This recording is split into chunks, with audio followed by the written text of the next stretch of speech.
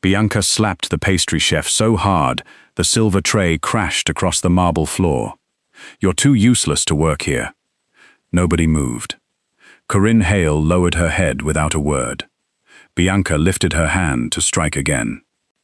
Another hand caught her wrist before it could fall. A calm voice sounded behind her. "If she deserves punishment." The stranger met Bianca's furious gaze without blinking. "Then so does the person truly responsible." The entire hotel fell silent. Even the owner stopped walking. For several endless seconds, nobody dared to breathe. The hotel's grand lobby, usually alive with polished smiles and graceful hospitality, froze beneath the weight of absolute silence. Crystal chandeliers shimmered overhead, but every employee's attention remained fixed on Bianca Sterling's wrist, still firmly held by the stranger standing behind her. He neither tightened his grip nor released it. His expression remained composed. His eyes revealed nothing except quiet certainty.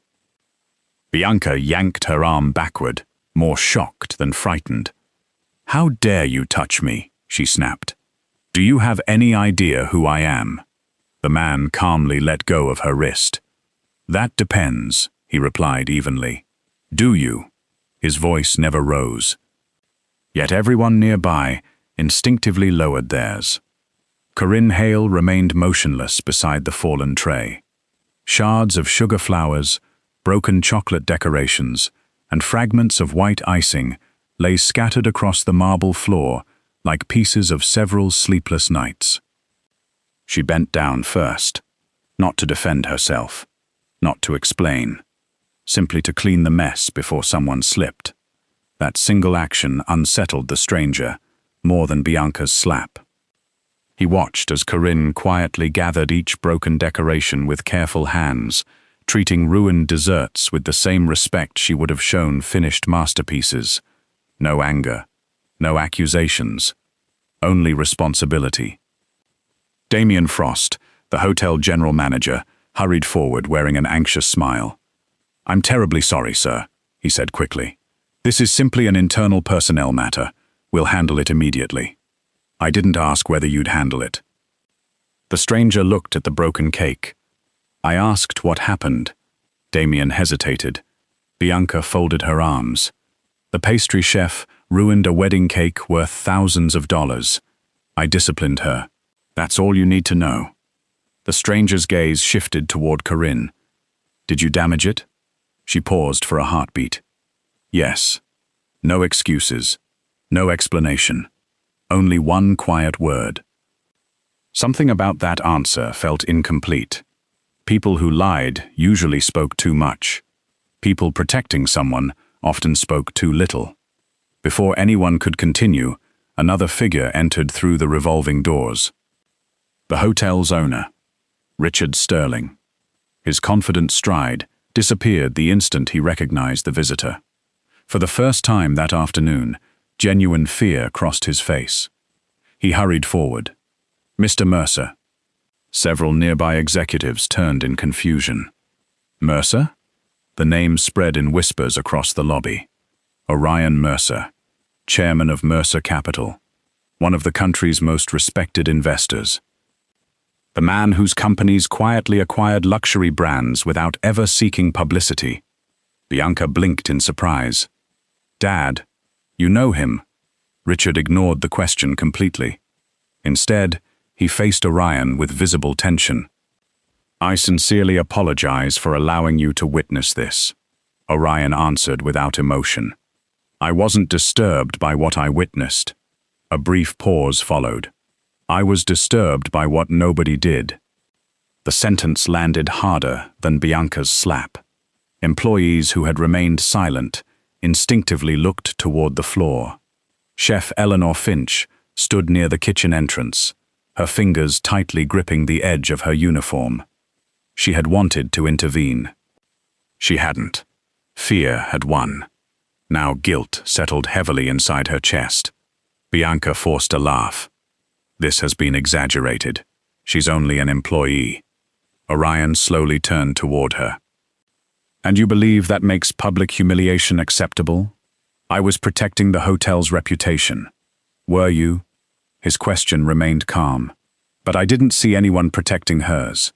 No one answered. Orion walked toward the shattered wedding cake. He crouched beside the broken layers, studying the damage instead of the people. His eyes followed the crushed support rods, the collapsed structure, the angle of impact. He spoke, almost to himself. This wasn't dropped. Several chefs exchanged nervous glances. It was struck from the side. Corinne's fingers froze around a broken sugar rose. She looked up for the first time. Orion met her eyes only briefly. Not with pity, not with admiration, simply with careful observation. Then he stood. I'd like to review the kitchen security footage. The request stunned everyone. Damien laughed nervously. Sir, that really isn't necessary. It is to me. It's an employee issue. No. Orion's voice remained remarkably gentle. It's now a question of truth. Richard Sterling immediately understood the danger. If Orion Mercer requested evidence, refusing would be impossible. And if the footage revealed Bianca had publicly assaulted an innocent employee, the consequences would reach far beyond family embarrassment. Bianca stepped forward. There is no reason to waste Mr. Mercer's valuable time over a pastry chef. Orion looked directly at her. The value of my time isn't measured by the title of the person being mistreated. Silence returned. He slipped one hand into his pocket. The security room. He didn't raise his voice. He didn't issue a threat. He simply waited. And somehow, waiting from Orion Mercer felt far more intimidating than shouting ever could. Richard Sterling closed his eyes for a brief moment before speaking. Take us to the footage. No one objected. No one dared. The security office was only a short walk away. Corinne never reached it. As the executives, Orion, Richard Sterling, Bianca, and Damien disappeared down the hallway, she quietly picked up the last broken piece of sugar flour and turned toward the pastry kitchen. A wedding reception was scheduled to begin in less than 2 hours. Whether she had been humiliated or not, nearly 200 guests were still expecting dessert. And in Corinne Hale's mind, they were innocent. The argument belonged to the adults.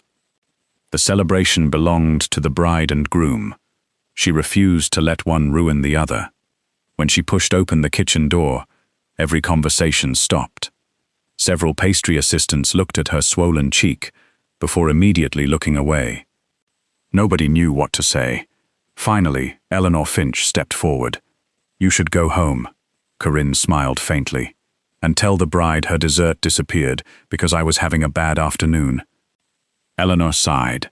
Corinne, we still have enough sponge layers. She walked toward the refrigerator while mentally reorganizing every remaining ingredient. The raspberry mousse survived. She opened another cooler. The vanilla cream is untouched. Another shelf. We'll need fresh decorations. She clapped her hands once. Everyone, change of plan. The kitchen staff stared at her. One apprentice hesitated. Chef, are we still making the cake? Corinne blinked in surprise. Of course. But she looked around the room. The couple has probably spent months planning today. A gentle smile appeared, despite the red mark still visible across her face. They deserve to remember love, not our problems. Something inside the kitchen shifted. The fear remained, but purpose slowly replaced paralysis. Corinne rolled up her sleeves. Marcus, start whipping fresh cream. Emily, melt more white chocolate. Lena, can you shape new sugar orchids? Make them a little smaller this time. The young apprentice nodded enthusiastically. I'll try. You won't try. Corinne winked. You'll surprise yourself. Several assistants exchanged confused smiles. How could someone who had just been publicly slapped still encourage everyone else? Within minutes, the kitchen returned to life. Mixers hummed. Ovens warmed. Chocolate flowed like silk over polished marble. Corinne moved from station to station with remarkable calm. She corrected frosting consistency with a single glance, adjusted sugar temperatures by instinct, fixed uneven piping without criticizing anyone. Whenever a young assistant panicked, she quietly solved the problem before anxiety spread. Then came the inevitable comedy. Marcus accidentally squeezed an entire piping bag too hard. A mountain of whipped cream exploded across his apron. The room froze. Corinne looked at him for 2 seconds, then burst into laughter. "I said, decorate the cake." She covered her mouth, trying not to laugh harder. "Not yourself." The tension broke instantly. Even Eleanor couldn't hide a smile. Marcus bowed dramatically. "I wanted to become dessert. You've succeeded." Another assistant held up a spoon. "Should we serve him with strawberries?" Laughter spread through the kitchen. For the first time that afternoon, people sounded like co-workers instead of frightened employees. None of them noticed the man quietly standing outside the kitchen entrance. Orion Mercer. He had left the security office only moments earlier, after discovering that the recording required authorization from Richard Sterling's private office before it could be accessed. The delay irritated Damien. It interested Orion. Because guilty people often welcome delays, innocent people rarely needed them. Instead of waiting impatiently, Orion wandered back toward the kitchen. He expected to find tears, perhaps anger, maybe even resignation. Instead, he found music playing softly through an old speaker. He found pastry chefs laughing while rebuilding an elaborate wedding cake from the beginning. And at the center of everything stood Corinne. She wasn't the loudest person in the room. She didn't command attention through fear. People simply followed her because they trusted her. A young apprentice dropped an entire tray of macarons. Colorful shells scattered across the floor. The girl's eyes instantly filled with panic. "I'm so sorry." Corinne crouched beside her. "Are you hurt?" The apprentice blinked. "What?" "Your hand." Corinne gently examined her fingers. "The macarons can be replaced." She smiled warmly. "You can't." The girl swallowed hard. "I thought you'd be angry. I've broken more desserts than you have." "Really?" "Oh, absolutely." Corinne leaned closer, as if sharing a dangerous secret. "My first croquembouche collapsed so spectacularly." She paused for dramatic effect. "Even gravity apologized." The apprentice laughed through her tears. "So today isn't the end of the world?" "No." Corinne picked up another macaron. "It's only Tuesday." More laughter echoed through the kitchen. Standing outside, Orion found himself smiling almost imperceptibly. He had negotiated billion-dollar acquisitions without changing expression. Yet somehow, a pastry chef joking about collapsed desserts accomplished what boardrooms never had. His attention drifted toward the fading handprint on her cheek. She never touched it, never complained about it, never sought sympathy. She had chosen instead to protect a wedding she would never attend. To encourage people who had lacked the courage to defend her. To rebuild beauty from something broken. Orion had spent years judging character by watching how people behaved when no advantage could be gained. What he witnessed now could not be performed for applause. Because Corinne believed no one important was watching. She was wrong. Someone was. And for the first time in a very long time, Orion Mercer found himself wanting to know the woman behind the apron. By the time the wedding cake stood proudly on its display cart once again, the security team had finally unlocked the archived recordings. The atmosphere inside the monitoring room was painfully tense. Richard Sterling stood with his hands clasped behind his back. Damien Frost kept adjusting his tie. Bianca leaned against the wall with forced confidence, repeatedly insisting there was nothing worth watching. Corinne remained silent near the door. She almost wished the recording would never play.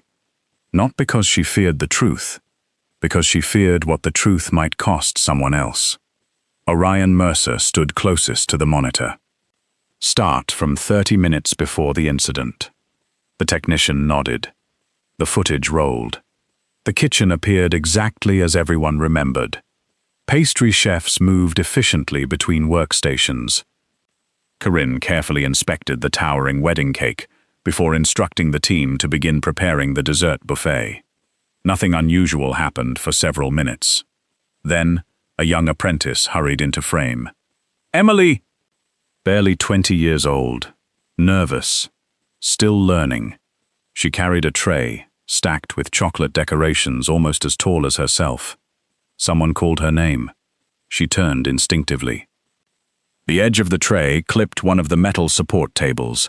The table lurched forward. Its corner struck the wedding cake. The entire structure shifted.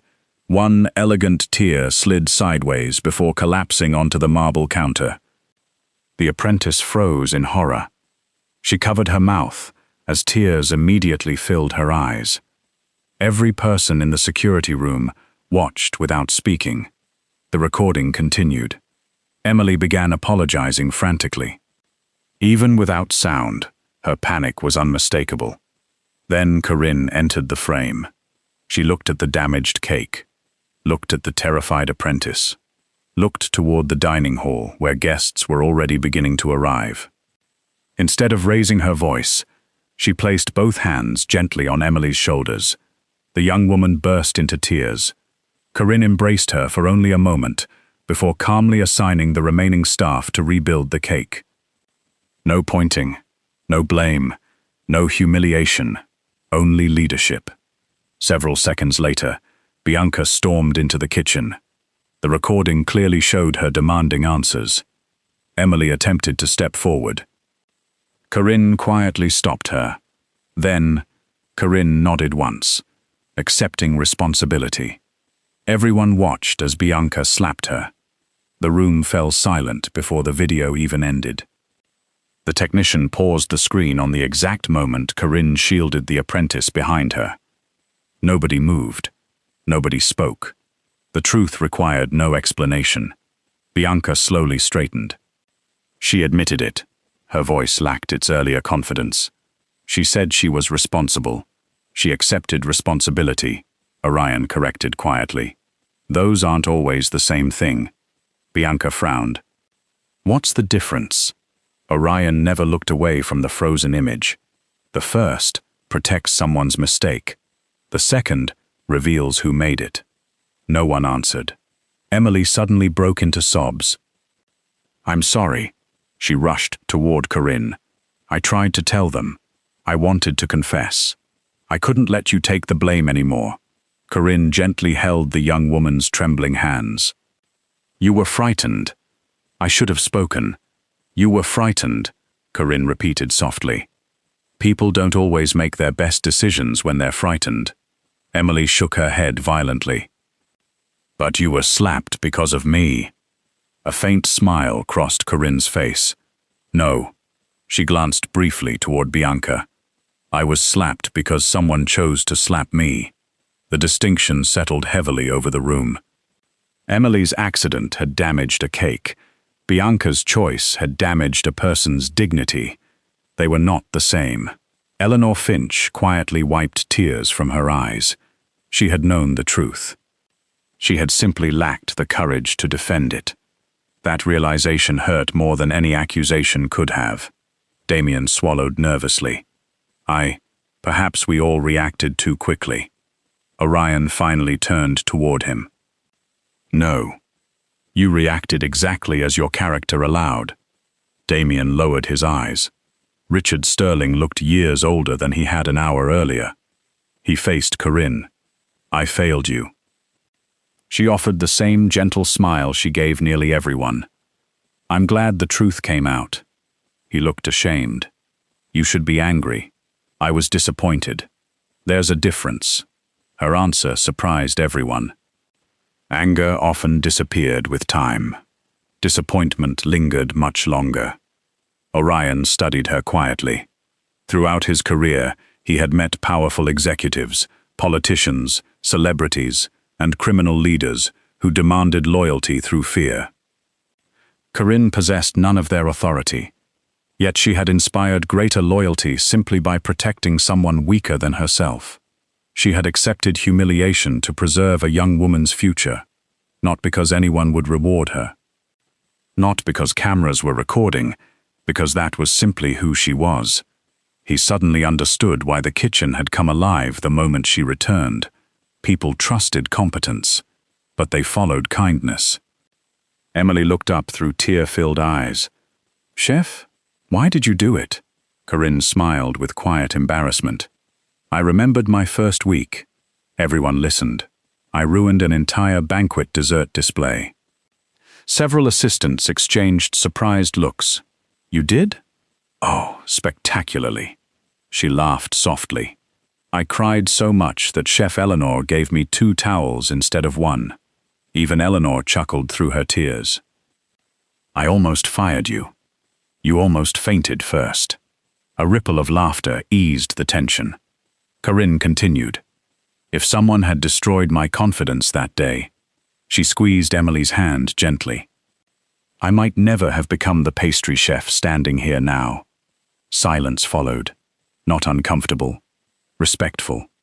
Orion looked once more at the paused image on the monitor.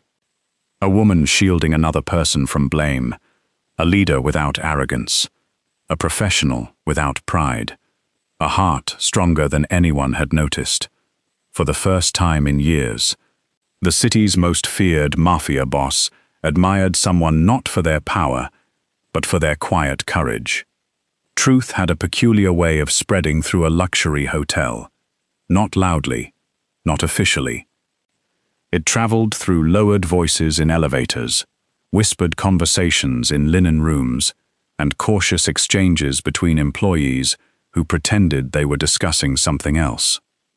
By sunset, almost everyone knew what the security footage had revealed. Corinne Hale had not ruined the wedding cake. She had protected a frightened apprentice. Some employees admired her even more than before. Others felt guilty for remaining silent. A few simply wished the entire incident would disappear. Only one person refused to accept the new reality: Bianca Sterling. She sat alone inside her private office overlooking the hotel gardens, replaying the afternoon in her mind. Not the slap, not the security footage, not even her father's obvious disappointment. What haunted her most was Orion Mercer. He had looked at Corinne differently, not romantically, not yet, but with something Bianca had never managed to earn from powerful men: respect. She had spent years believing beauty opened every door. Luxury brands invited her to events. Social media praised her elegance. Executives laughed at her jokes because of her last name. Yet one quiet pastry chef, wearing flour on her sleeves, had received something Bianca could not buy: genuine admiration. The realization burned. The next morning, Bianca arrived earlier than usual. Damien Frost was already waiting outside her office. "We need to move past yesterday," he said carefully. Bianca folded her arms. "I already am." He relaxed slightly, until she continued. "But she isn't." "Corinne?" Bianca smiled. "People are talking about her like she's some kind of saint." Damien hesitated. "Well, the footage." "I don't care about the footage." Her voice sharpened. "I care that everyone suddenly forgot she's just an employee." She walked toward the lobby windows, where Orion Mercer was scheduled to inspect the hotel's newest conference facilities later that afternoon. If people admire her long enough, she smiled coldly, they'll eventually start asking why. Damien recognized that expression. It never led anywhere good. By lunchtime, the whispers had changed. No one knew exactly where they began, only that they spread with surprising speed. "Have you noticed how often Mr. Mercer looks toward the pastry kitchen? I heard he requested information about Chef Corinne. Maybe she's trying to impress wealthy investors." "I suppose kindness can be another strategy." The rumors grew with each retelling. By the time they reached the housekeeping department, they sounded almost believable. Someone even claimed Corinne had deliberately accepted blame to attract Orion's attention. Another insisted she had researched his investment schedule beforehand. Facts slowly disappeared. Speculation replaced them. Corinne noticed the change almost immediately. Conversations stopped whenever she entered a room. People smiled too quickly. Some looked embarrassed. Others looked curious. Marcus finally approached her while arranging dessert plates. "Chef." She glanced up. "Yes? You know, people are saying strange things. I assumed they would." He blinked. "You aren't angry?" Corinne spread chocolate glaze across a tart with perfect precision. "If I stop working every time someone invents a story," she smiled softly, "our guests will never receive dessert." Marcus laughed despite himself. "That's your solution. It's the only one I can control." Nearby, Emily looked guilty. "This is because of what happened yesterday." Corinne shook her head gently. "No." She placed fresh berries onto another pastry. "This is because some people feel uncomfortable when kindness receives attention." Emily frowned. "I don't understand. Attention reveals character." Corinne carefully adjusted a mint leaf. "Some people celebrate that. Others compete with it." She refused to say another word about the rumors. Instead, she spent the afternoon teaching Emily how to create delicate sugar butterflies. Several attempts failed spectacularly. One butterfly melted. Another lost a wing. A third looked suspiciously like an overcooked chicken. Corinne laughed until tears formed in her eyes. "I think we've invented an entirely new species." Emily groaned. "It was supposed to be elegant. It has personality." "I'm not sure that's better." "It depends who's judging." Their laughter echoed through the kitchen. Outside the glass partition, Orion paused during his inspection tour. He had heard enough whispers throughout the hotel to understand exactly what was happening. No rumor described Corinne's talent. None questioned Bianca's behavior anymore. Instead, people had begun questioning the victim. He had seen this pattern before, in boardrooms, in politics. Even within criminal organizations, when the truth embarrassed someone powerful, changing the story was often easier than accepting responsibility. Richard Sterling quietly joined him. "I never imagined this would continue." Orion kept watching Corinne patiently teach another apprentice how to rescue a cracked chocolate sculpture. "It continues because the apology hasn't happened." Richard lowered his eyes. "My daughter is proud." "No," Orion answered without hesitation. "Pride admits mistakes. What she's protecting is entitlement." Richard had no response. Inside the kitchen, Corinne finished the final dessert for the evening banquet. She removed her apron, stretched her tired shoulders, and smiled at the completed display. Every pastry looked beautiful. Not because everything had gone perfectly, but because imperfections had been corrected with patience. She never noticed Orion watching from the corridor. He wasn't studying her appearance. He was studying her choices. Every difficult situation revealed another layer of her character. And with every passing hour, the distance between admiration and affection became just a little smaller. Meanwhile, standing alone on the upper balcony overlooking the lobby, Bianca watched Orion's quiet attention settle once more on the pastry kitchen. Jealousy tightened inside her chest. For the first time in her life, she realized she wasn't competing with another woman's beauty. She was competing with a goodness she had never learned how to imitate. And that frightened her far more than losing an argument ever could. The rumors survived exactly 3 days. On the 4th morning, Richard Sterling called an executive meeting unlike any the hotel had ever held. Department heads filled the private conference room. Supervisors sat in silence. Even employees who normally never attended management meetings had been invited. Nobody knew why. Only Orion Mercer remained calm. He sat near the end of the polished oak table, saying almost nothing. His investment inspection had officially concluded the previous afternoon, yet he had postponed his departure. Richard Sterling knew why. Justice delayed often became justice denied. He had no intention of allowing that to happen again. Corinne almost refused to attend. "I don't belong in executive meetings," she quietly told Eleanor. "You belong wherever the truth concerns you," Eleanor answered. For once, Corinne allowed someone else to decide. The room fell silent as Richard stood. His voice sounded older than usual. 3 days ago, this hotel failed one of its own. Nobody interrupted. "We failed because we cared more about appearances than facts." His gaze swept across the room before stopping briefly on Damien. "We failed because authority was accepted without question." Then, finally, his eyes rested on Bianca. "And I failed as both an owner and a father." Bianca sat perfectly still. She had spent the previous 3 nights convincing herself everything would eventually settle, that people would move on, that her father would handle the matter privately. Instead, every employee now looked toward her. Richard nodded toward the technician standing beside the projector. "Play the recording." The security footage filled the large screen once more. This time, there was sound. Emily's frightened apology echoed through the speakers. Corinne's calm reassurance followed. Then Bianca's angry voice. Then the unmistakable crack of the slap. No one looked away. When the recording ended, the silence felt heavier than before, because this time, everyone had heard the fear.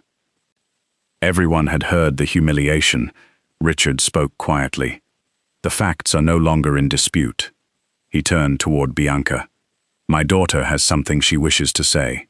Every eye followed her. Bianca stood slowly. For the first time in years, she looked uncertain. She glanced toward Corinne, then quickly looked away. The word caught in her throat. She tried again. "I'm sorry." Silence. "I misunderstood the situation." Another pause. "I reacted emotionally." Her hands tightened together. "I apologize." The speech lasted less than 30 seconds. No explanation. No acknowledgement of the rumors. No recognition of the public humiliation. Only the minimum words required to satisfy expectation. Several managers nodded cautiously. Perhaps relieved the situation seemed finished. Richard looked toward Corinne. She remained quiet. Her expression revealed neither satisfaction nor resentment. She simply listened. Then Richard turned toward Orion. "As our investment partner," he hesitated, "I hope this resolves the matter." Orion did not answer immediately. Instead, he stood. The movement alone drew everyone's attention. His voice remained calm, measured, almost gentle. "Miss Sterling," Bianca forced herself to meet his eyes. "You apologized." "Yes." "And why today?" She frowned. "Because I was wrong." "Were you unaware of that 3 days ago?" The question landed with uncomfortable precision. "No." "Then why wait?" Bianca opened her mouth. Nothing came out. Orion continued. "When you struck Chef Hale, you believed no one important would object." The room remained perfectly still. "When the evidence appeared, you apologized." Another pause. "When the employees learned the truth, you apologized." He looked directly at her. "When your father's reputation became involved, you apologized." His voice never changed. "If none of those things had happened, would you be standing here today?" Bianca couldn't answer, because everyone in the room already knew the answer. Orion finally spoke the words that would be repeated throughout the hotel for years. An apology offered only after exposure. He paused. "Isn't remorse." The silence deepened. "It's self-protection." No one moved. No one even shifted in their seats.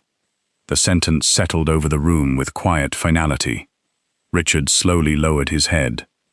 Even he could not argue. Bianca's eyes filled with tears. Not dramatic tears, not manipulative ones. Confused tears. She had spent her entire life believing apologies erased mistakes. No one had ever explained that timing mattered, that sincerity mattered, that accountability began long before consequences arrived. Corinne watched her quietly. She felt no triumph, only sadness.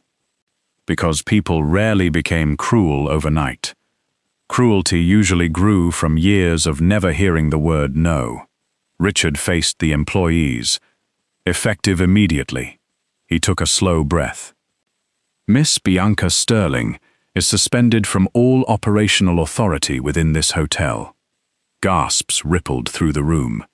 Leadership will be transferred temporarily to an independent executive committee. Damien's face turned pale. Richard continued. Mr. Damien Frost. The general manager stood abruptly. Your repeated failure to investigate facts before supporting disciplinary action represents a failure of leadership. Damien swallowed. You are removed from consideration for promotion pending a full performance review. His shoulders slumped. For perhaps the first time in his career, silence carried consequences. Richard then turned toward Corinne. I cannot undo what happened. No, Corinne answered honestly. You can't. He nodded slowly. But if you're willing, I would like to formally recognize your leadership. She looked genuinely surprised. I was only doing my job. Eleanor smiled softly. Exactly. Several chefs began applauding. Then another department joined. Soon, the entire conference room rose into sustained applause. Not because Corinne had become famous, not because Orion Mercer admired her, but because they had finally found the courage to honor what had always been true. Corinne stood frozen, visibly uncomfortable with so much attention. She whispered almost helplessly, Please, I still have desserts in the oven. Laughter spread through the room. The tension dissolved. Even Orion allowed himself the smallest smile. Only Bianca remained standing alone, watching the woman she had humiliated receive something no inherited title could guarantee: respect. And for the first time in her life, she understood that respect was never demanded. It was earned, one quiet choice at a time. The applause gradually faded. Employees returned to their departments. Meetings resumed. Guests continued checking in, unaware that one of the hotel's most important lessons had just unfolded behind closed doors. For everyone else, the incident was ending. For Orion Mercer, it was only beginning. He remained in the conference room after everyone had left. Richard Sterling approached him with quiet gratitude. I owe you more than I can express. Orion shook his head. You owe Chef Hale. Richard smiled sadly. I've spent years investing in marble floors, imported chandeliers, and presidential suites. His gaze drifted toward the empty doorway. I almost forgot that a hotel's greatest asset is the people who make guests feel welcome. Orion said nothing, because he agreed. Luxury could always be purchased.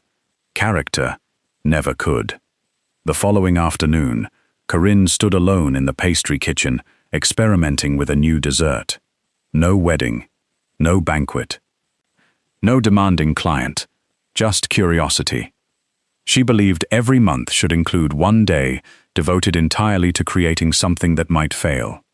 It reminded her that perfection was never the goal. Growth was. Small bowls of citrus cream covered the counter. Dark chocolate curls rested beside fresh lavender. She frowned at a spoonful of honey mousse. Too sweet. She adjusted the recipe. Again. Still wrong. She sighed dramatically. I refuse to lose an argument to honey. A quiet voice answered behind her. It seems the honey is winning. Corinne turned in surprise. Orion stood near the doorway. Without security, without executives, without the formal atmosphere that always surrounded important men, He looked unexpectedly ordinary. She laughed softly. I didn't hear you come in. I noticed. He glanced toward the mixing bowl. It had your full attention. It was behaving badly. I've negotiated with worse. That earned another smile. For a moment, neither spoke. The silence wasn't uncomfortable. It simply felt unhurried. Orion finally stepped closer. I tasted one of your desserts yesterday. Corinne blinked. You did? The lemon tart. She looked almost embarrassed. It wasn't my best batch. I disagree. She tilted her head. It wasn't perfect. No. He looked directly at her. It made people happy. She seemed genuinely surprised. That's how you judge desserts. Is there a better way? Corinne considered the question, then slowly smiled. No, there isn't. Orion reached into the inside pocket of his jacket and placed a slim folder on the stainless steel counter. I came with a proposal. She glanced at the folder, but made no move to open it. What kind of proposal? My foundation is restoring several historic properties across the country. He spoke calmly. Each location includes a public culinary program designed to train young chefs who otherwise couldn't afford professional education. Corinne listened quietly. We're creating dessert programs for each academy. He gently pushed the folder toward her. I'd like you to design them. She stared at him for several seconds, then quietly closed the folder again. No. The answer surprised him. You haven't looked. I don't need to. Why? She folded her arms, not defensively, but thoughtfully. Because I don't want charity. Orion remained silent. She continued. You saw what happened. You defended me. I'm grateful. But gratitude shouldn't become employment. He watched her carefully. If you're offering this because you feel sorry for me. She smiled politely. Please don't. The kitchen became very quiet. Finally, Orion spoke. I've dismissed candidates from companies worth billions. I've declined partnerships with people whose resumes impressed entire industries. He paused. I don't hire out of sympathy. Corinne met his eyes. I hire because of standards. Another pause. You protected someone when no reward existed. You rebuilt an entire wedding cake after being publicly humiliated. You turned frightened apprentices into confident professionals. And somehow, a faint smile touched his face. You even convinced me honey deserves a second chance. She laughed despite herself. The tension eased. He continued. I've tasted desserts around the world. They were technically flawless. Many were unforgettable, but very few reminded me that kindness can also be an ingredient. Her expression softened. My foundation doesn't need a victim. It needs a leader. Silence settled between them once more. This time, it felt different. Corinne slowly opened the folder. Inside were architectural sketches, academy plans, scholarship details, and a professional contract. No mention of charity, no special favors, no inflated salary, only responsibilities, creative authority, expected standards, performance evaluations. Everything she would expect from serious work. She looked up. You really intend to judge me by results? Only by results. And if my desserts fail, we improve them. If my program fails, we improve that too, she smiled. You make failure sound surprisingly reasonable. I've failed often enough to respect it. For the first time, she saw something beyond Orion's composed exterior. Not power, not wealth, experience. Someone who had learned that success rarely arrived without mistakes no one else ever witnessed. She extended her hand. Then I'd be honored to interview for the position. Orion looked at her hand, then smiled. One correction. She raised an eyebrow. You've already passed the interview. He shook her hand. Not as a billionaire. not as the city's most feared mafia boss, but as one professional welcoming another. Watching from the hallway, Eleanor quietly smiled to herself. There was no romance in the handshake, no dramatic music, no instant declaration of love, only something much rarer, mutual respect. And sometimes, the strongest love stories began there. The first academy opened 4 months later. Unlike the grand hotels Corinne had spent her career serving, the renovated building overlooked a quiet river where fishing boats drifted past every morning. The classrooms were modest, the kitchens practical rather than luxurious, and every student had arrived carrying a different story.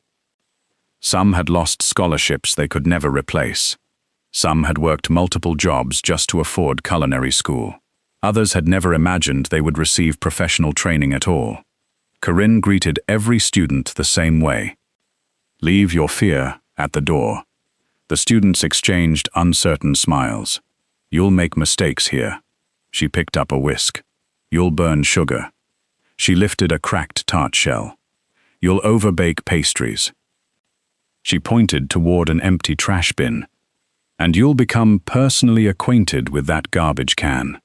Soft laughter spread across the room. "Good," she smiled, "because every great chef has." The students relaxed almost immediately. Watching from the observation balcony above the kitchen, Orion quietly folded his arms. He had invested millions into the academy. Yet standing below, Corinne accomplished something money never could. She made people believe they belonged. The months passed gently. Corinne traveled between the foundation's culinary programs, developing dessert menus unique to each region. She encouraged local ingredients, seasonal recipes, traditional techniques that younger chefs often overlooked. Orion handled expansion projects during the day. Whenever business brought him near one of the academies, he found an excuse to stop by. Sometimes he sampled desserts. Sometimes he simply watched classes from the back of the room, without interrupting. Neither acknowledged how often those visits had begun to happen. One rainy evening, long after the students had gone home, Corinne remained in the teaching kitchen testing a caramel recipe. Outside, rain tapped softly against the tall windows. Inside, warm sugar filled the air with its familiar fragrance. She frowned at a saucepan. It crystallized again. A voice answered from behind. "You sound personally offended." She smiled without turning around. "I am." Orion stepped beside the counter. "What did the caramel ever do to you?" "It refuses to cooperate." "I've heard negotiations require patience." She laughed. "So that's your advice?" "No." He picked up a tasting spoon. "My advice is to let me taste it before declaring defeat." She handed him the spoon. He sampled the caramel thoughtfully, then looked at her. "It isn't bad. It isn't right. How can you tell?" She dipped another spoon into the mixture. "The sweetness arrives too quickly." He considered that. "So people enjoy it immediately." "They do. Isn't that enough?" She slowly shook her head. "The best desserts change while you're eating them." She smiled softly. "They introduce themselves first. Then they surprise you." Orion looked at the caramel once more, rather like people. Their eyes met. For a brief moment, neither looked away. Over the following weeks, quiet routines formed naturally. Whenever Orion visited, he brought coffee, always without asking what she preferred, because he had already noticed. 1 cup, no sugar. A little milk. Whenever Corinne tested new desserts, she saved 1 portion, not because Orion requested it, because she had begun wondering what he would think. Neither spoke about these small habits. They simply became part of ordinary life. The foundation staff noticed. No one teased them. There was nothing dramatic to tease, only 2 professionals whose conversations somehow lasted longer each month. One evening, after a successful charity gala celebrating the Academy's first graduating class, Corinne and Orion walked slowly through the courtyard garden. Lanterns glowed beneath old oak trees. The laughter of newly graduated students echoed faintly from the ballroom behind them. Corinne broke the comfortable silence. "May I ask you something?" "Always?" She looked ahead, instead of at him. "I've been thinking about that day at the hotel." He waited. "When Bianca apologized," she hesitated. "Why didn't you accept it?" Orion walked several more steps before answering. His expression remained calm, thoughtful. "Because dignity," he looked toward the lights reflected across the garden fountain, "should never depend on whether someone gets caught." Corinne quietly absorbed the words. He continued. "If people only regret cruelty after witnesses appear, they don't regret the cruelty. They regret the consequences." The night grew still. "Stop," she smiled gently. "I've repeated that sentence to my students." "You have? They ask why I never humiliate anyone for mistakes." She laughed softly. "I tell them fear creates careful hands." She looked at him. "But respect creates confident ones." Orion smiled. "I think your students are fortunate. They're exhausting." "So you've said. They ask endless questions. You answer every one." She shrugged. "Someone answered mine once." Another silence settled between them. Comfortable. Warm. Neither hurried to fill it. Finally, Orion stopped walking. "So did someone answer yours?" She turned toward him. "My first chef." She smiled at the memory. "She told me desserts are never really about sugar. What are they about? They're tiny ways of telling strangers." She searched for the words. "That someone hoped their day would become a little happier." Orion looked at her for a long moment. "I think," his voice remained almost impossibly quiet, "you've been doing that long before you started making desserts." A faint blush warmed Corinne's cheeks. She laughed to hide it. "You realize that's the closest thing to a compliment I've ever heard from you." "I'm improving." "You are." Neither reached for the other's hand. Neither confessed love. There was no dramatic kiss beneath the lanterns, only something steadier. Something that had been growing unnoticed through shared respect, quiet conversations, and countless ordinary moments. And both of them understood, without needing to say it aloud, that love had already begun.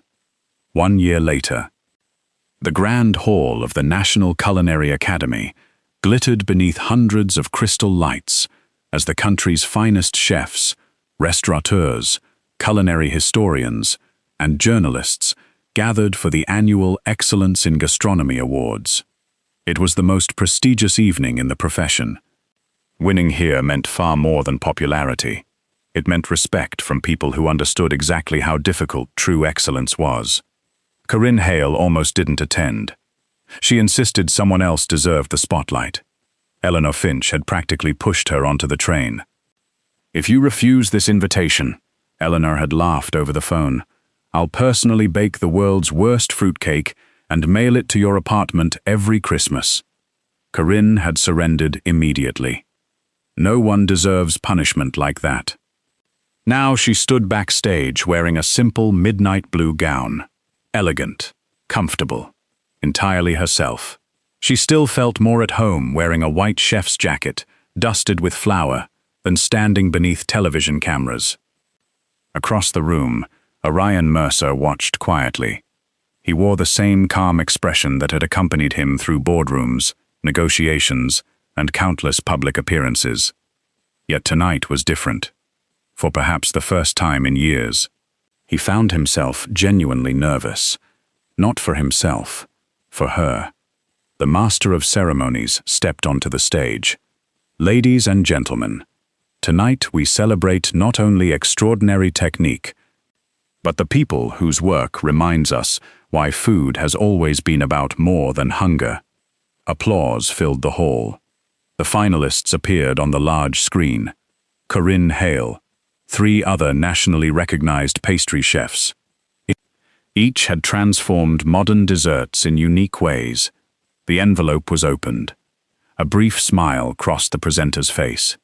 This year's National Award for Excellence in Pastry Arts goes to... A pause. Chef Corinne Hale. For one heartbeat, Corinne didn't move. The audience applauded. Eleanor stood first, then Orion. Soon the entire hall rose to its feet. A standing ovation. Not because she was the most famous chef, but because nearly everyone present knew the story behind the woman who had quietly transformed young cooks into confident professionals while creating desserts that celebrated generosity instead of ego. Corinne slowly walked toward the stage. Her eyes searched the audience almost instinctively. They found Orion. He smiled. A small smile. Steady. Proud. It gave her courage. She accepted the award with trembling hands. When the applause finally softened, she approached the microphone. I spent years believing desserts were the sweetest part of my job. A ripple of warm laughter spread through the audience. She smiled. I was wrong. The sweetest part. She looked toward the rows of students sitting near the back of the hall. Has been watching people believe in themselves. Her voice grew softer. I've learned that recipes can be taught. Techniques can be practiced. But kindness, she paused, must be chosen. The audience applauded once more. She lifted the award slightly. This belongs to every teacher who corrected mistakes without destroying confidence. Her eyes met Eleanor's, and to every student brave enough to keep trying after failure.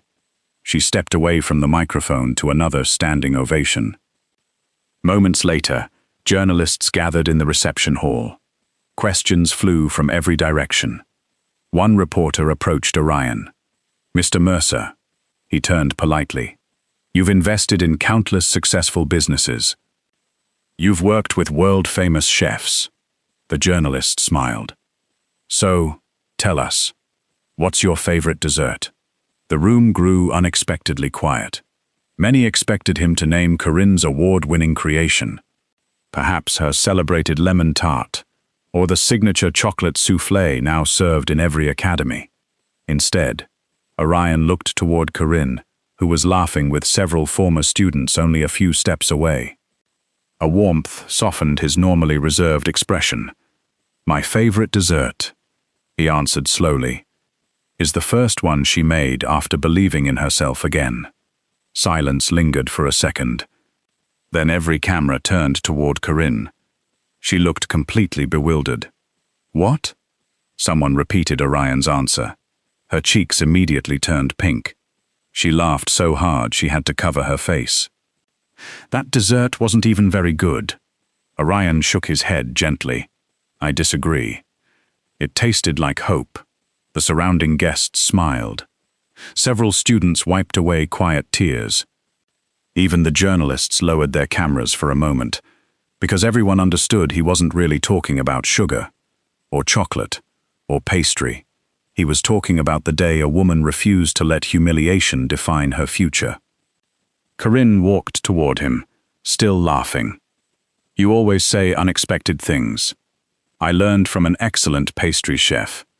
She looked up at him, with the same gentle smile that had first appeared in the hotel kitchen. Not because life had become perfect, but because she had discovered something even more valuable. Respect freely given, purpose honestly earned, and love that had grown slowly enough to become unshakable. As applause once again filled the grand hall, Corinne realized the most beautiful creation of her career had never been a wedding cake, a championship dessert, or a flawless recipe. It had been a life rebuilt with dignity, one quiet choice at a time.